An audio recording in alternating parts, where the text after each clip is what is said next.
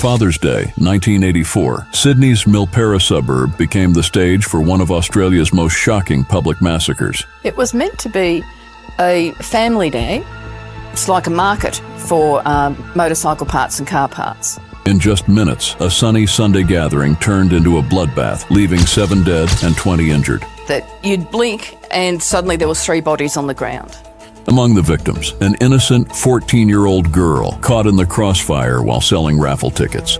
Near the back of the car park, young Leanne Walters is caught by surprise.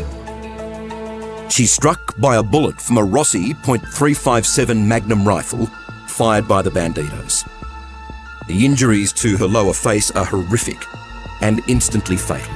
This wasn't random violence. It was the culmination of a long brewing feud between 2 motorcycle clubs, the Bandidos and the Comancheros. Their clash would forever change Australia's motorcycle culture and spark a nationwide crackdown on outlaw biker clubs. Each of the bikies was charged with 7 counts of murder, a staggering 301 charges in all. The scale of the trial was extraordinary and remains Australia's longest at 13 months. The investigation that followed was monumental. Over 500 witnesses interviewed, dozens of weapons recovered, and a complex web of loyalty and betrayal unraveled. But what drove these men to such extreme violence? Bikies were not organised crime then. They were blokes that smoked a bit of pot, got in fights, did a little bit of petty crime. But the whole fight began when the Bandidos wanted to become major organised crime figures. How did a market become a war zone? As we delve into the events of that fateful day, we'll explore not just the immediate tragedy, but its lasting impact on Australian society. From new laws to shifting public perceptions, the Milperra Massacre's influence reaches far beyond that blood-soaked parking lot. Prepare to uncover the shocking truth behind one of Australia's darkest days.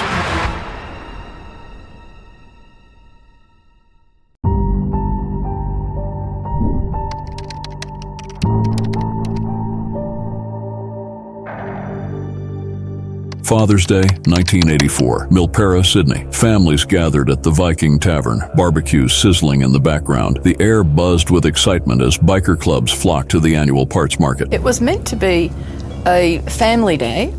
It's like a market for motorcycle parts and car parts. But beneath the surface of this seemingly peaceful Sunday, danger lurked. 2 rival clubs, the Bandidos and Comancheros, titans of the motorcycle world, were about to collide. The arrival of the Comancheros. Set the scene there. What was that like? That was like a cavalcade of them coming down the car park. So they wanted to be noticed. They wanted everyone to know that they were there.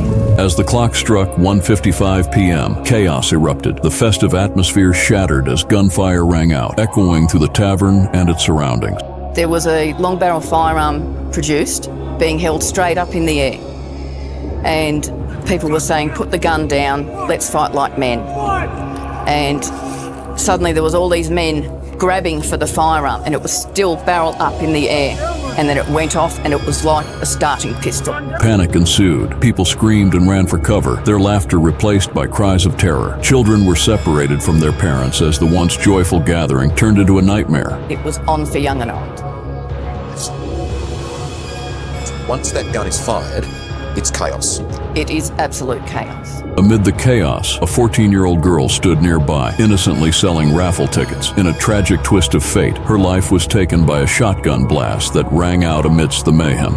Near the back of the car park, young Leanne Walters is caught by surprise. She's struck by a bullet from a Rossi .357 Magnum rifle fired by the Bandidos. The injuries to her lower face are horrific and instantly fatal. My dad said, I don't know whether you've heard the news or not. And I said, well, the only news that I've heard is 7 people, including a girl, being killed at Milperra. And he said, yes. He said, that was Leanne. That was your girl? That was my girl. Yeah. The crowd gasped as they realized the gravity of the situation. Could anyone have predicted this horror? Witnesses described the scene as surreal. That you'd blink and suddenly there was 3 bodies on the ground. Men wielded guns and machetes, their faces contorted with rage. The noise was incredible. It wasn't just the shots, which were coming from everywhere. There was people smashing each other with lead pipes, with baseball bats, with chains, people screaming in agony. It all happened so quickly. The violence escalated rapidly, transforming the Viking Tavern from a place of celebration to a battleground. People scrambled for safety, hiding behind cars and praying for the violence to end. There were shots coming from everywhere. There was people ducking for cover, people reaching into cars for firearms. It wasn't very long before the windscreen of the car I was sitting in got smashed by a bullet. And I had bits of lead pellet in my face and glass. I was covered in glass from the windscreen. As the gunfire continued, the tavern quickly became a crime scene. Bodies lay on the ground, blood staining the pavement. The police were called, but the chaos was far from over. The atmosphere was tense as armed officers arrived, attempting to regain control of the spiraling situation. John Garvey saw an awful lot during his 25 years as a cop, but nothing compares to the carnage he confronted when arriving at the Viking Tavern car park, the scene of the infamous Milperra Massacre.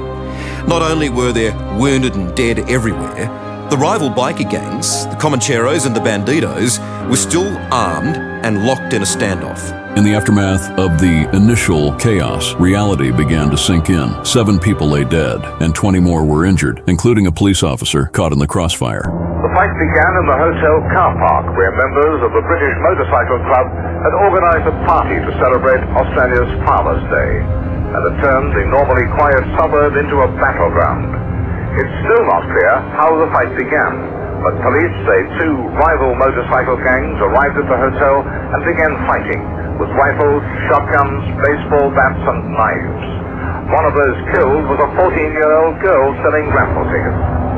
The shooting was still going on as the first of a dozen ambulances arrived.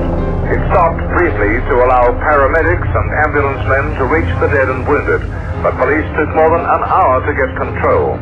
The community was left reeling. How could such violence erupt in broad daylight? Families mourned the loss of their loved ones, and the girl's death struck a particularly painful chord. As the sun began to set on that fateful day, the Viking Tavern stood as a haunting reminder of the events that had transpired. The laughter and joy that once filled the air were replaced by silence and sorrow. The Milperra Massacre had begun, and its repercussions would be felt for years to come.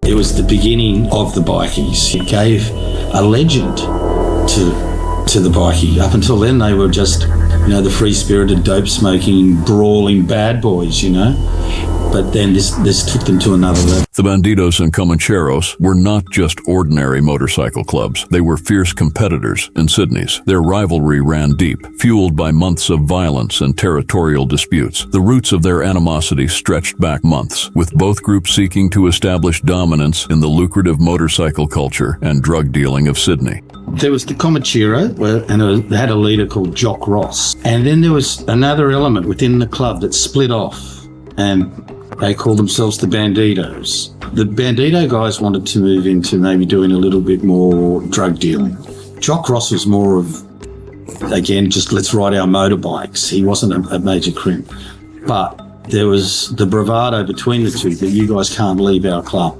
And that's what started. And there was a couple of little shootouts. There's the odd drive-by going over to the new clubhouse, but nothing that would give any indication that it would explode into a full-blown war. But why did they choose this particular day and place for their confrontation? The answer lies in the simmering tensions that had been building for months.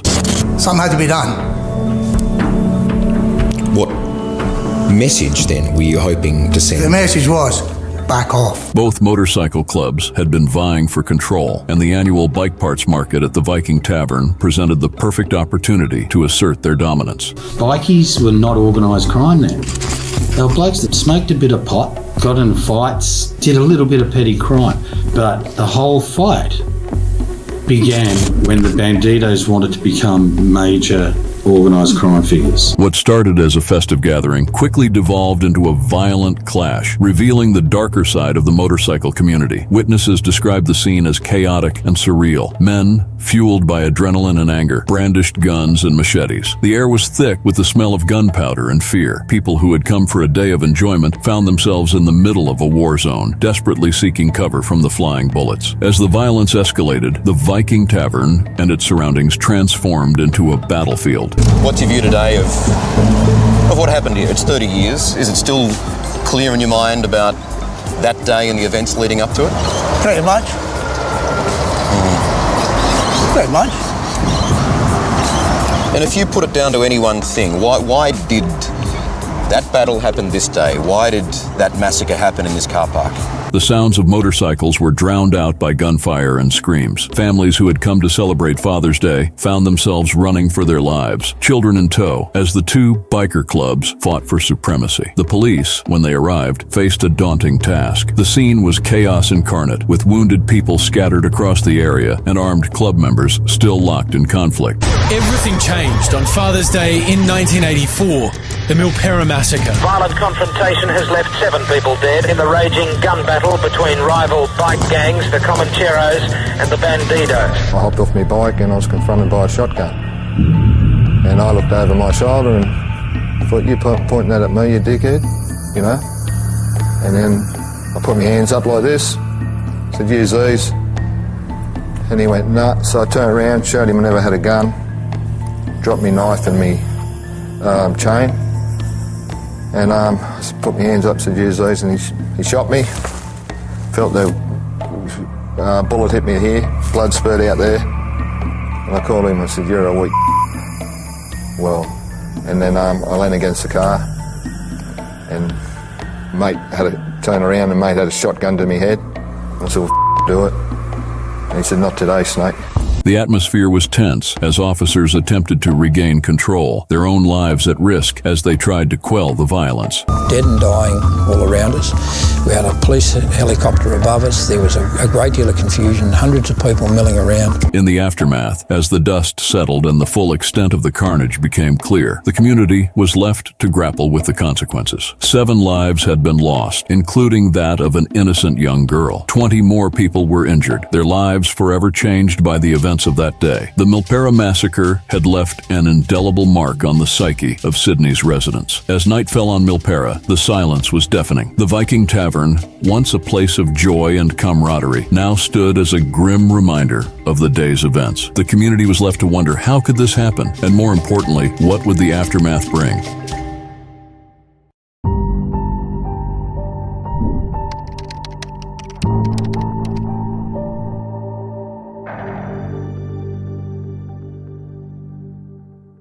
In the days following the Milperra Massacre, the community struggled to come to terms with the tragedy. The Viking Tavern, once a hub of social activity, had been transformed into a crime scene. Police worked tirelessly, gathering evidence and interviewing witnesses. But they faced a significant challenge: the code of silence that pervaded the motorcycle club culture. Who could be trusted to tell the truth? Who would be brave enough to break the code? The media descended on Milperra, their cameras and microphones hungry for details. Headlines screamed, "Milperra Massacre," capturing the nation's attention. But behind the sensational stories were real people, families mourning their loved ones, children left without parents, and a community forever changed. It was the closest thing I've ever seen to a battlefield. I know that's used a lot, but really there was dead bodies, there was walking wounded, there was ambos, there was cartridge cases, baseball bats, guns. As the investigation progressed, police interviewed over 500 witnesses seeking to piece together the events of that fateful day. And luckily, a brave woman named Linda Martin took photos while sheltering at the back of a van and was still in fear of being killed by these fierce men. I took my camera out and I thought, I'm not going to let them get away with this. And I crawled underneath the van and I started taking photos. I was trying to capture people with firearms still in their hands so that I could later say, that man shot that man with that weapon. They uncovered a web of rivalry, betrayal, and violence that had been brewing for years. The Bandidos and Comancheros were not just motorcycle clubs. They were part of a larger criminal underworld that thrived on fear and intimidation. Yeah, they attacked us. We defended. But you They had the choice. No, they had the choice. We were there. They come in. They had the choice. But you also had the choice No, not we to didn't fight have a them. choice. No, we didn't have a choice. Meanwhile, the motorcycle market in Australia was facing its own challenges. In 2023, total motorcycle sales had reached 93,631 units, a modest increase of 1.1% from the previous year. However, the first quarter of 2024 saw a decline of 11% in motorcycle sales, with only 19,903 motorcycles sold. The economic climate, marked by rising living costs and interest rates, was impacting consumer spending on recreational products like motorcycles. As the investigation continued, the community demanded justice. I mean, this is an incredible array of information. I mean, this is the history of the Milperra Massacre, isn't it? This table holds just a fraction of the evidence gathered by police. This is the flyer for the actual day on Father's Day, on Sunday, 2nd of September 1984. Much of this has remained confidential for 30 years. Some of the photos, case notes and witness statements collected by John Garvey and Mick McGann. The thing that stands out to me was that there are some photographs here that were taken by a young girl. These are the photos. Absolutely, yep. And what Linda Motten captured tells the story. Well, my word, I just find those photographs remarkable. Families sought answers, closure, and healing. The death of the young girl struck a particularly painful chord, highlighting the senselessness of the violence. She was just a child, caught in the crossfire of a club war that had no regard for innocent lives. The Milperra Massacre became a turning point for the motorcycle culture in Sydney. It prompted a crackdown on motorcycle clubs, with law enforcement agencies working tirelessly to dismantle their operations. New laws emerged, aimed at curbing club violence and protecting the community. But the scars of that day would linger long after the headlines faded. As the community began to heal, support groups formed, offering solace to those affected by the tragedy. People came together to honor the memory of the victims, creating memorials and holding vigils. The Milperra Massacre became a rallying point for change, a call to action for a safer community. Yet, questions remained. Would the violence ever truly end? Could the community find a way to move forward?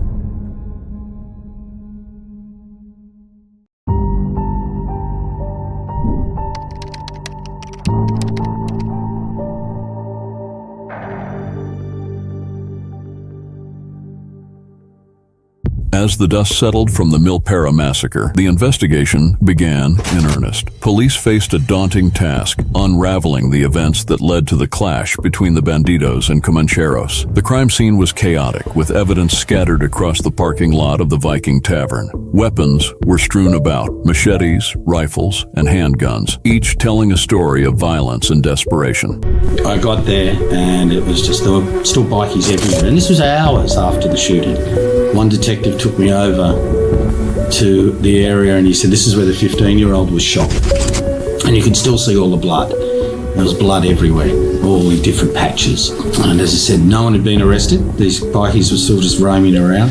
The Bandidos and Comancheros were not just rival motorcycle clubs. They were deeply entrenched in the criminal underworld. Their histories were marked by violence, and the Milperra Massacre was the culmination of years of escalating tensions. The police knew they were dealing with a complex web of loyalty and betrayal, making the investigation all the more challenging. Did they still have their weapons on them? Well, yeah, well, as far as I know, no one had been arrested, so they did have their guns. Had it been a bit later, it could have been a lot worse, because it was they turned up armed, both sets. But I think the Comanchero weren't expecting what they got. You know, I think you see those iconic photos now of the Campbell brothers, guys lying over their brothers who are dead, bikies riding round and round and round, and the police really having no concept of what they were dealing with. Witnesses were interviewed, but many were reluctant to speak. Fear of retribution loomed large. The code of silence among motorcycle clubs was strong, and those who dared to cooperate with law enforcement risked their lives.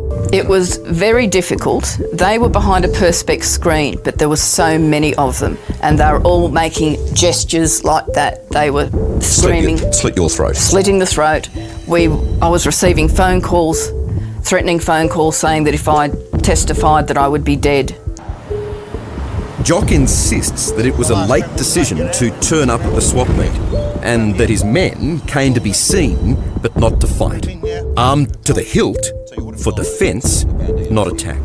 Police worked tirelessly, sifting through evidence and piecing together the timeline of events. They combed through surveillance footage, hoping to capture crucial moments that could shed light on the chaos. As the investigation progressed, it became clear that the violence was not just a random occurrence. It was the result of a long-standing feud between the two motorcycle clubs, fueled by competition for territory and power. The police uncovered a history of confrontations, threats, and violent encounters that had gone unreported. The Milperra Massacre was not an isolated incident. It was part of a larger narrative of club violence that plagued Sydney. Months passed, and the investigation began to yield results. The police arrested several members of both clubs, charging them with murder and conspiracy. The legal proceedings were lengthy and complex, but the community watched with bated breath. Would justice be served? Would the families of the victims find solace in the legal system?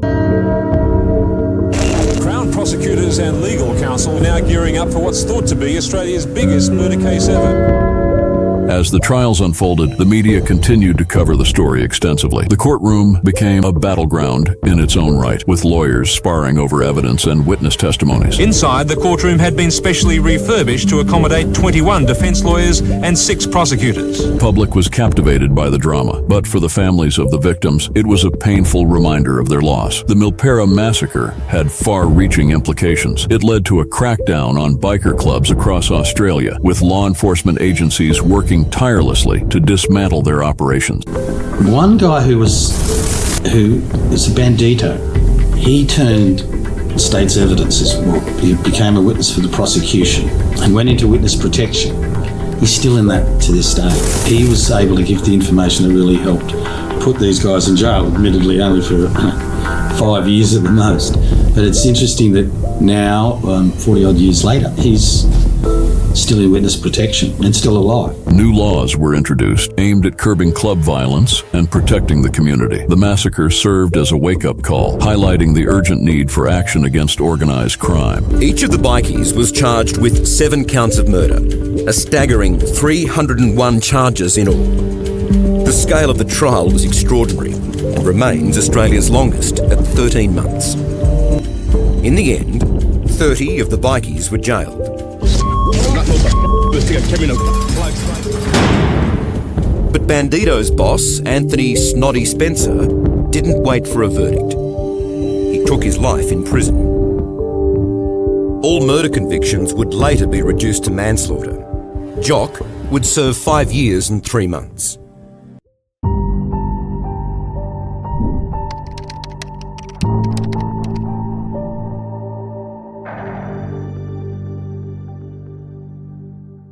The Milperra Massacre left an indelible mark on the motorcycle culture in Australia. It was a turning point, a moment that forced the community to confront the harsh realities of club violence. In the aftermath of the tragedy, the landscape of motorcycle clubs culture began to change. The police crackdown on motorcycle clubs intensified, and new laws emerged in response to the violence. The massacre prompted a wave of public outrage. Families demanded justice for their loved ones, and the community rallied together to support one another. Vigils were held to honor the victims, and memorials were erected at the Viking Tavern.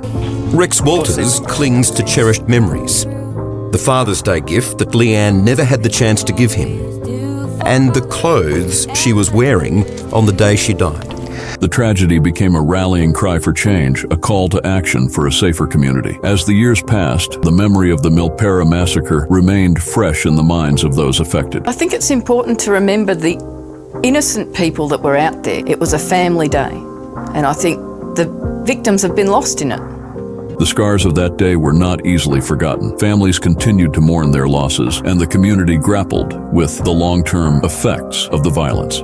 In April, that's a birthday, and when that day comes around, I shatter, and it's a cold feeling goes through me, and I go over to the cemetery and have a few words through. I know it may sound silly, but it's what every father would do.